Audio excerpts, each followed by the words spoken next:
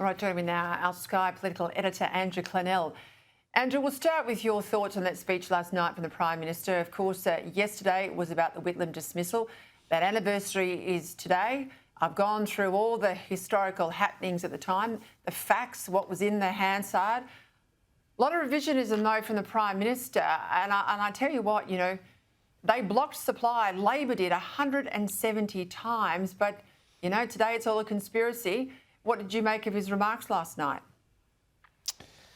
Well, I think the PM was 12 when the dismissal happened, so I'm glad he's so confident on the history of what happened. But, I mean, you'd expect that. That's what Labor people think, right? So, you know, it's still controversial, the fact that Whitlam was dismissed. No, I'm well aware of that. I'm just saying that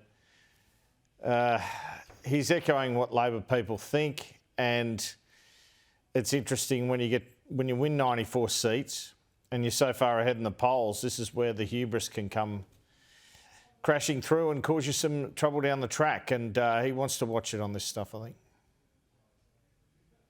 Yeah, it's not a dignified speech. I'll leave that there, though. Let's go to the Liberal Party's party room meeting tomorrow. I make the point, some people are saying it's a joint party room. It is not. It doesn't include the National Party. It's just Liberals. We know there's a whole series of meetings over the next few days. Very interesting that those comments from Tim Wilson. And he's basically putting Susan Lee on notice. He wants to see leadership from her. I suspect others are dodging around it, but he was quite pointed there. It seems to be, mate, from whatever camp they're in, whether they want net zero, whether they want to scrap net zero, whether they want this, you know, halfway house of aspiration, it's becoming a question of her leadership as everyone's sort of ducking and weaving on this. Well, I think she's hardly got a friend in the party room, to be frank. She might have Anne Ruston, she might have Alex Hawke. We had Melissa McIntosh on Politics Now today, and she talked about leadership ambitions in the future. Tim Wilson wants to be leader. You know, all these other characters want to be leader, and I guess when the poll ratings are so low and she makes mistakes, they've got an environment where that can occur. Having said that, I think she will negotiate this week, okay, because those who want to take her job want this resolved prior to, so they don't have to deal with it if they do take her job. Where do you think they'll land? I mean, two questions there. Where do you think they will land? And are we going to get clean air at the end of this week? Are we going to get a decision, at least from the Liberals? Yeah, we'll get a decision. It'll be very similar to the Nationals. So I think it's a sort of a cake and eat it too scenario, but it's not much different from the Nationals policy. A lot of the commentators and reporters have sort of missed this, but I keep reporting it, Peter. The Nationals' position is to stay in the Paris Agreement, but to ditch net zero. Now, some might argue that doesn't really align, but that's the position. And that's the position the Liberals will take. And the Moderates will then say, oh, we got a bit of a win because we stay in the Paris Agreement. But that's the Nationals' position.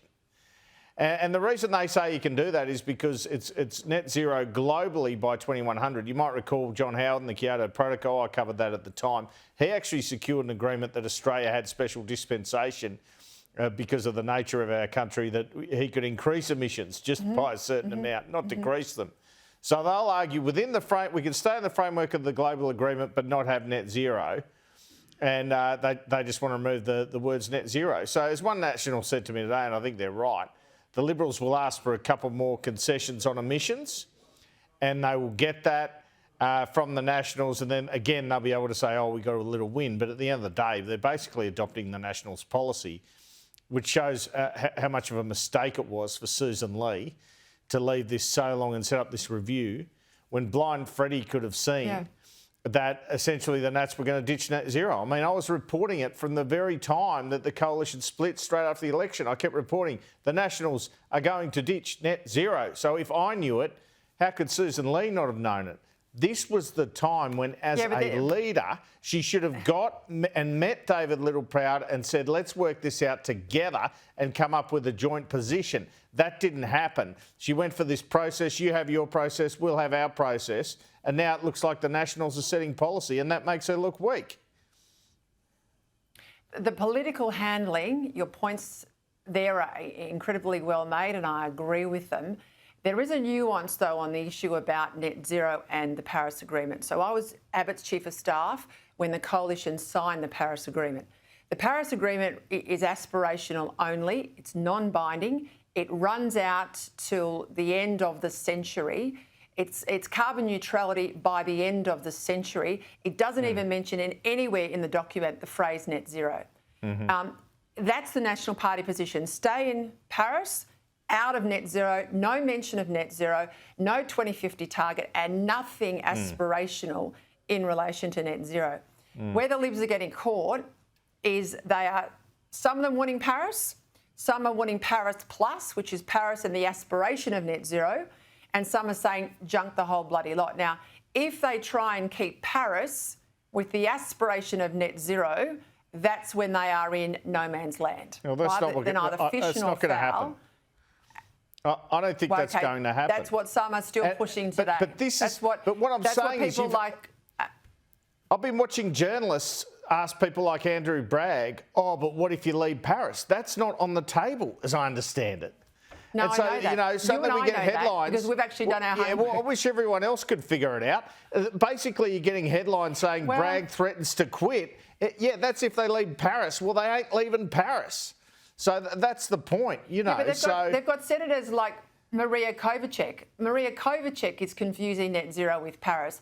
Maria Kovacek is talking about staying in net zero as an aspiration alongside Paris because we can't leave Paris and we can't leave net zero.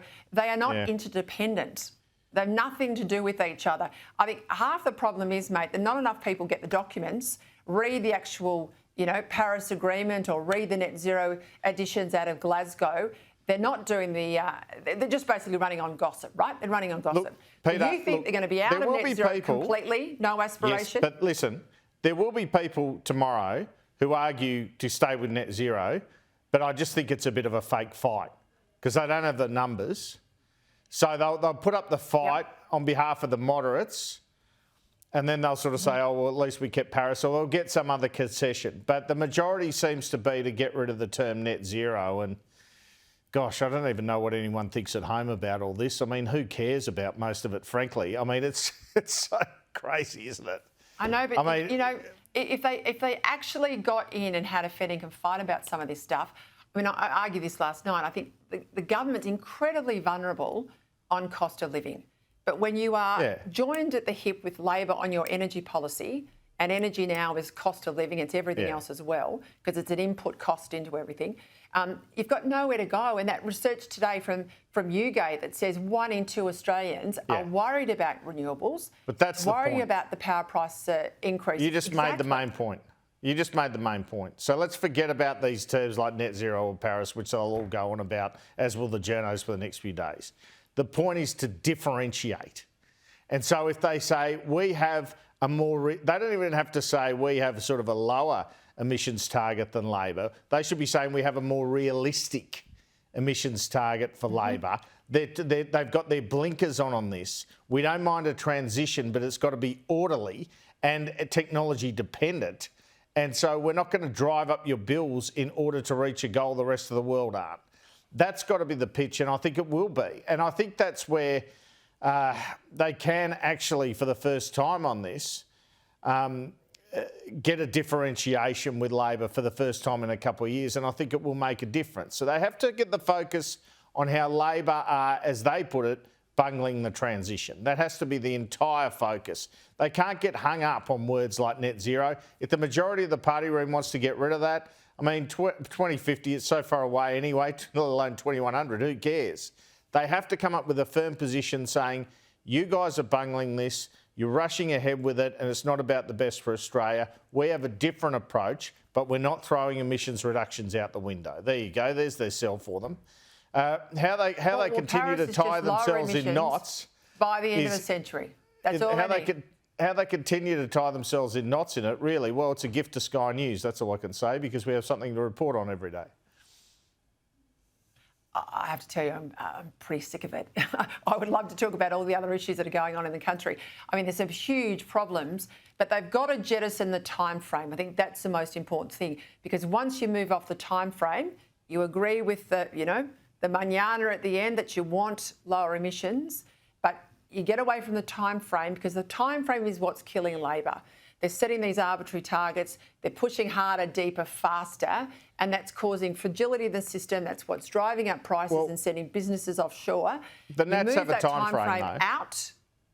The Nats have a time frame. They just have Paris, lower mate. ambitions. Paris is end of century. But they've got 20. End of century. They're saying 30 to 40% reduction by 2035, and obviously Labor's saying 48 by 2030. But they have something of a time frame, just lower ambition than Nats.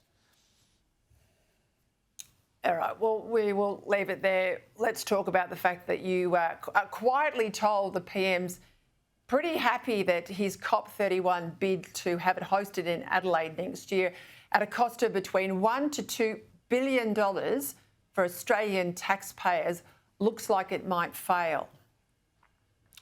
Well, I have to be honest about this. I'm not quietly told, it's just my sense, because he'll never admit that. But, I mean, it's just logical. And it just seems to me that he's not pulling out all stops for it, is he? He's not travelling to Brazil right now to get on the front foot and really get out there. He's not calling Erdogan from Turkey every day. He's written him a letter. So I just feel that, you know, from our political experience or my experience as a political journalist and your experience in politics, would you really want this one, Peter? I mean, I could see it developing into another voice for Labor. Another voice. On the other hand, Albanese's got to tell Chris Bowen he wants it, he's got to tell the Pacific neighbours he wants it, and he's got to tell sections of his constituency he wants it. So I think the Turkey thing is almost convenient for him. And we know in New York, when I was there at the UN General Assembly, Bowen was working really hard, meeting Turkish officials, trying to make it happen, but Albanese didn't so much. So I just think Albanese sort of thinks it's a good aspiration to be seen to have, but if you don't get it, it's probably a blessing. Yeah, I think it's a blessing. We'll leave it there. Thank you very much, Andrew.